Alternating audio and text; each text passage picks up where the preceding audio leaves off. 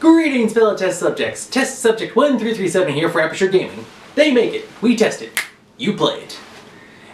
And welcome to part 2 of our special Weekend with Ubisoft series. The previous episode we covered Human Conditions, the DLC for Watch Dogs 2. Now, the other thing that was released in this last couple of days was the open beta test for Tom Clancy's Ghost Recon Wildlands. It was great. A great chance to try out this game. It'll be coming out on March 7th. And so I figured, you know what? I was interested when they showed the teaser trailer of this and how it's set up, so I thought I'd give it a shot. The game is advertised able to play standalone or up to 4 multiplayers. Now, here's what. It was an open beta, so we got to try the game for free, but here's one of the weird sticking factors. I don't have PlayStation Plus. So to use the online co-op functions, I had to get PlayStation Plus. Fortunately, I had the 2-day free trial, so I was able to use that. So, free testing, open beta game, and I still have to have PlayStation Plus. Okay, so that's a slight stumbling block right there for the game. But let's see how the rest of the game holds up.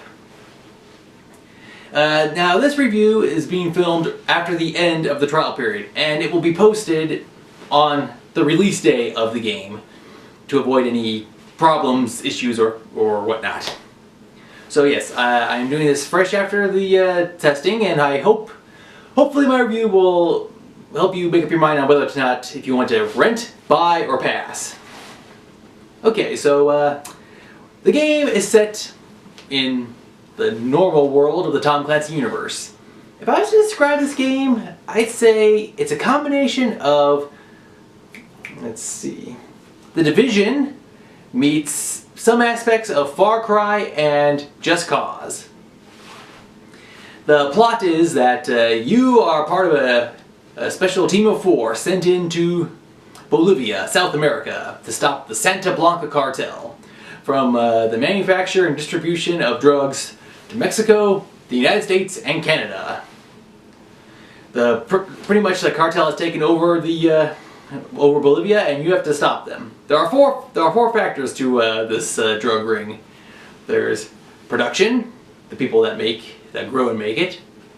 The smuggling, people that have to distribute it to those locations. Security, because while you're doing this you have to make sure no one tries to steal your stuff. And influence, because you have to blackmail or bribe people in high places to be able to get away with this. Or so we are led to believe by the game. So here's how the game works. First, you pick your character. Male or female, you pick what your character looks like and try to do some details like facial hair or scars or tattoos.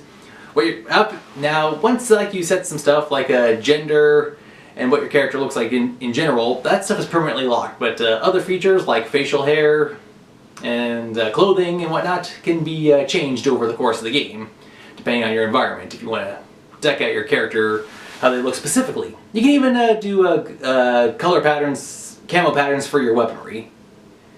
You have 2 primary weapons and a secondary weapon, which is your pistol. As you play through the game, your job is you and your team have to go around and mess with the cartel, who also have the local military group in their back pockets. Like you have your regular drug dealers who are armed, and then you have like the special ops forces that have the armor and are better trained. You go around to locations, and in these locations you can learn, here's how it works. To try to take out the cartel, you have to take out some of the underbosses and their minions. So you have to work your way up the totem pole. And by doing this, you go to locations and you get information. Like, where will this supply route go? Where is this underboss? And then there's stuff where you collect.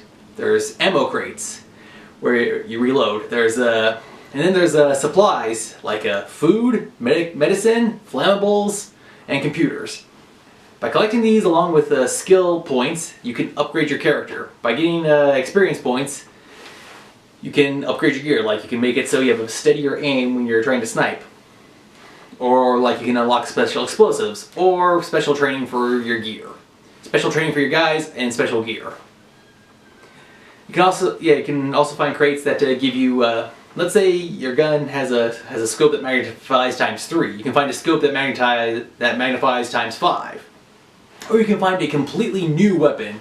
Some stuff you can modify, and some stuff is permanently locked the way it is, so you can't modify the gun. It's kind of a weird system that way. Let's see. Aside from, and then as you're trying to fight in Bolivia, you learn there's a rebel faction that is trying to oppose the cartel. And by collecting the supplies, you can also help soldiers, the rebel soldiers, and you can unlock special abilities from them, like call in airstrikes, have them give you vehicles so you can get to and from places faster, and even distract the enemy, just to name a few. The game, it looks really good, and as for size, holy smokes. We were only given like access to 2 areas out of 21, or 2 areas with 21 that we haven't even got a chance to touch. The world is ridiculously huge. So, fast travel will sometimes be an option, or you can take cars, or water vehicles, and air vehicles, so you got all 3 bases covered. Yeah, and so let's see, as you play through, so here's how it works. You help the rebels, you gather intel, you gather supplies, and after you complete like taking down a high-ranking minion or underboss, you get a boatload of experience points and supplies, which you then use to upgrade your gear, and then progress through the story. And the bosses are like rated on a scale of a skull system. 1 skull relatively easy, 5 skulls supposed to be super hard. So then, yeah, so I guess then you pick which, do you want to take out the security first? Do you want to take out smuggling? And it's not all just shoot this, shoot that, shoot the other thing. There's some stuff where you have to rescue people, some stuff where you have to grab a specific supplies without it being stolen or destroyed. And then there's some stuff where you have to capture the person alive to interrogate them.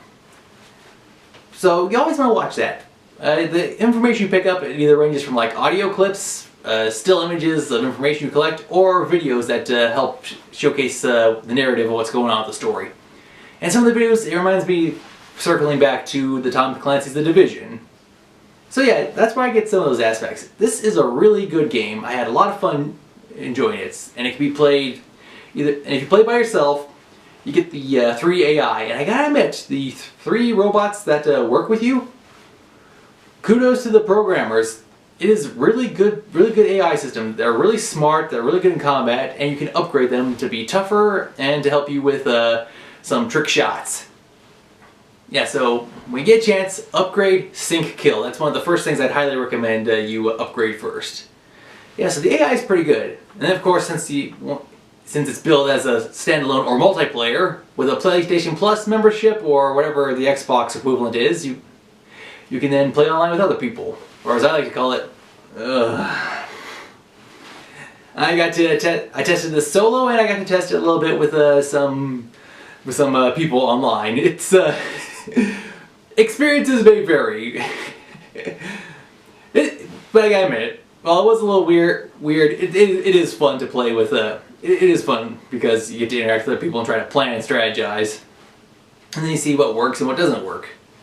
Also, a unique thing is if you didn't like how a mission turned out, you can replay the mission. You won't get any more experience points or whatnot, but it gives you a chance to play it all over again to see how it would have worked out if you did a different style or a different approach or a different weapon set. Yeah, so I'm really looking forward to this game. It is coming out March 7th, which was hopefully when this video is going to be posted. So, is this a rent, is this a buy, or is it a pass? I would say, first off, we here at Aperture Games, we give Tom Clancy's Ghost Recon Wildlands, we give it a solid 9 out of 10.